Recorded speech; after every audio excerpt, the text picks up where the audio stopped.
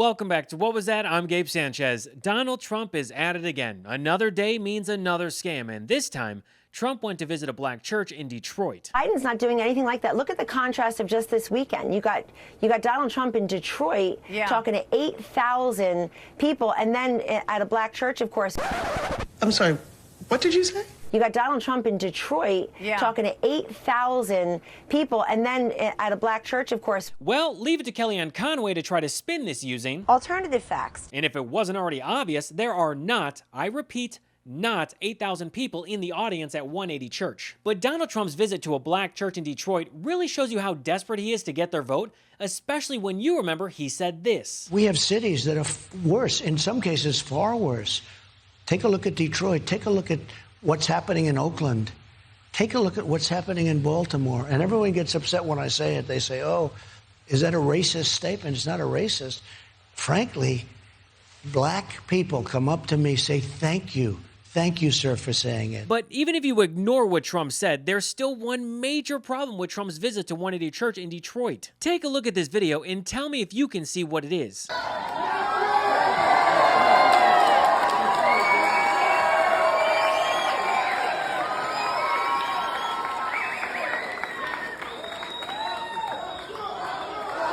If you looked at the people in that church and said, awful lot of honkies in here, you would be correct. A majority of people in that church were not only whiter than 1% milk, but they were also not even members of that congregation. Reminds me of the time that Trump spoke to the Black Conservative Federation earlier this year.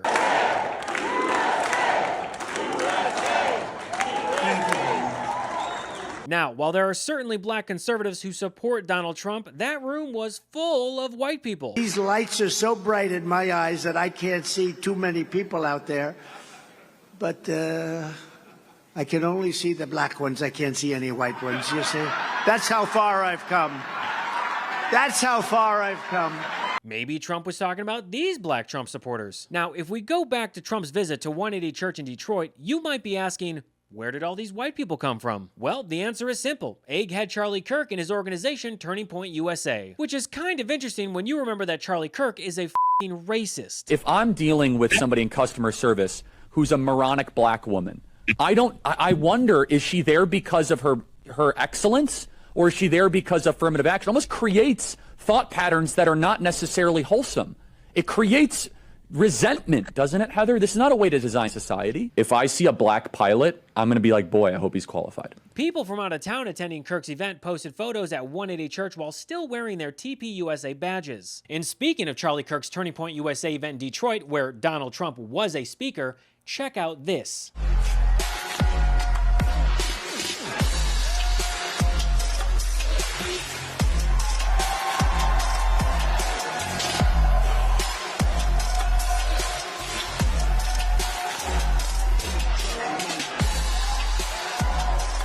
Wow, they are not even hiding their racism anymore. I wonder if they got Pastor Lorenzo Sewell a white boy summer flag too. Awkward. One of the people posting from the pulpit was Michaela Montgomery. You might remember her as the random woman who staged a meetup with Trump at the Chick-fil-A in Atlanta. Montgomery also has ties to Charlie Kirk's TPUSA and Candace Owens' Blexit. Every one of these events is an illusion staged so that Trump can give the appearance of support from the black community, but it's all just racist meetups and fake photo ops. At this point, you can safely assume that if Trump is in a room with anyone who isn't white, it's fake. Nothing more than a PR setup. Trump and his MAGA base are trying to create this narrative that Trump loves black people, and even crazier, that they love him. I mean, they even tried to spread AI images of Trump with the black community. This whole narrative could not be further from the truth because Donald Trump is a racist. During his visit at 180 Church, Detroit pastor Lorenzo Sewell asked Trump how to keep the black dollar in the black community. But we don't keep the black dollar in the black community. You're an entrepreneur. One small correction, Trump is a failed entrepreneur. What does it look like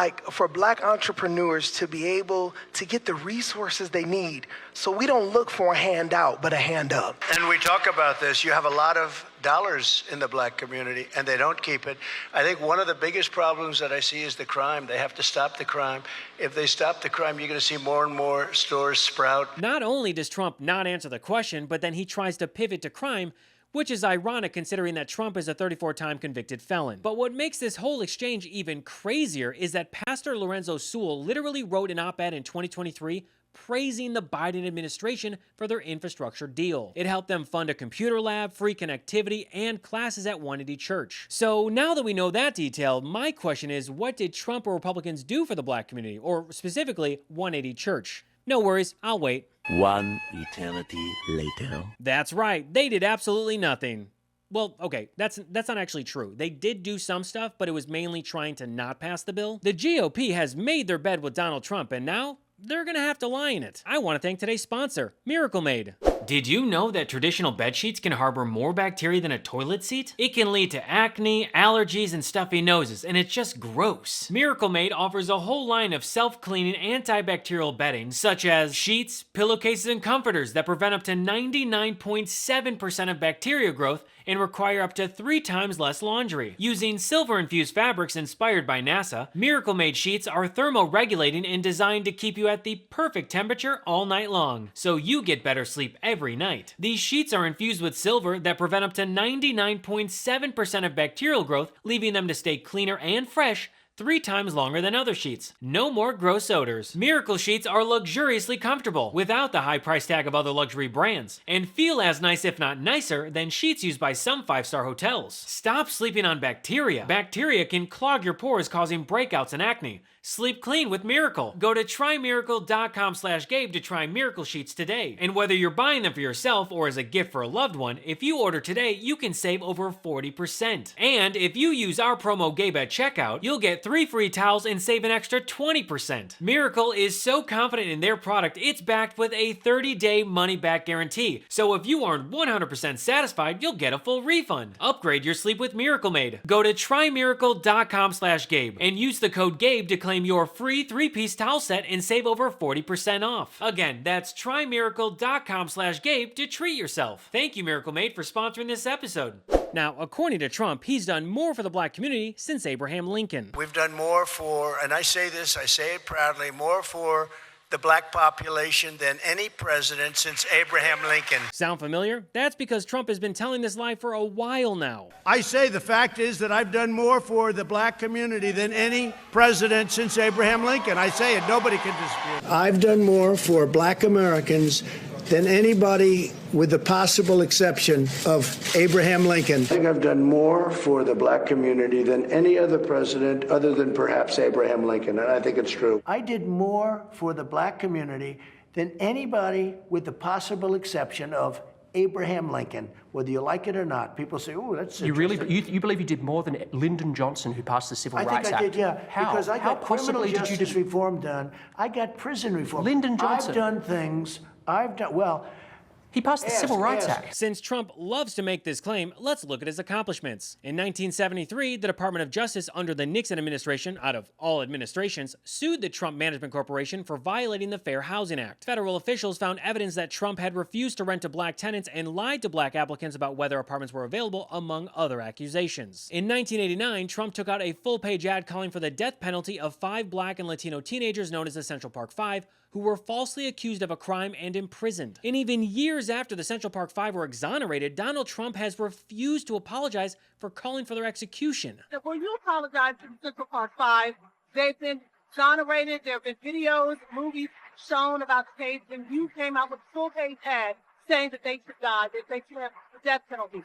Why do you bring that question up now? It's an interesting time to bring it up. You have people on both sides of that. They admitted their guilt. If you look at Linda Fairstein and if you look at some of the prosecutors, they think that the city should never have settled that case. So we'll leave it at that. In 2022, Donald Trump hosted white nationalist and anti-Semite Nick Fuentes at his Mar-a-Lago resort for dinner. And recently, according to a former Apprentice producer, Trump used the N-word and it was caught on tape while filming the series. You're getting the opinion of some dumb whores and immigrants fresh off the boat looking for a green card. Yes, they are probably gold diggers, but that's the exception. I'm the rule. Everybody I know who's married right now, they're married to broke-ass. Oops, wrong clip. That was Republican trad wife Lily Gaddis. You know, just another proud member of the white bigot brigade. The more you around, the more you're going to find out. Isn't it weird how it's always MAGA throwing around these racial slurs? It's almost like hate and racism are at the core of Donald Trump and the GOP's ideologies. Trump does not care about the black community, and his visit to 180 Church was nothing more than a racist trying to get their vote because he knows that he needs it. And honestly, I'm surprised that Donald Trump didn't try to throw one of these in the mix while he was visiting. Look at my African American over here. Look at him. The sad truth is, to Trump and the Republican Party, black people are nothing more than a joke. They'll attack minorities, call them thugs, and whine about DEI, but then claim that black people love Trump. It's wild to watch. Like Raymond Arroyo, the Timu version of Pee Wee Herman. He is now seen by non-political folks as a rebel, an outsider with swagger. And as one black lady I spoke with earlier today here in New Orleans said, Trump's a gangster. And that means he has cred. This is just another example of Republicans fantasizing about a conversation that never happened. Arroyo, who is somehow whiter than a jar of mayo, doubled down in this rhetoric after Trump released his shitty gold spray-painted sneakers. This is connecting with black America because they love sneakers. They're into sneakers. They love this is a big deal, certainly in the inner city. So when you have Trump roll out his sneaker line, they're like, wait a minute, this is cool. He's reaching them on a level that defies and is above politics. The culture always trumps politics.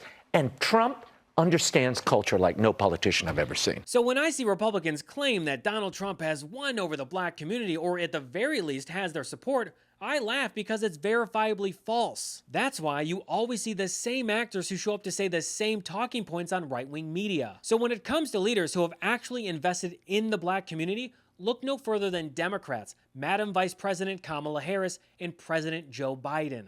Well, that's all for me today. Thanks so much for watching, and feel free to follow me at I Am Gabe Sanchez. What Was That is made possible by viewers like you. And if you'd like to support the show and help us grow, you can contribute to my personal Patreon at patreon.com/IamGabeSanchez. Thank you for your support. So until next episode, I'm Gabe Sanchez, and this has been What Was That?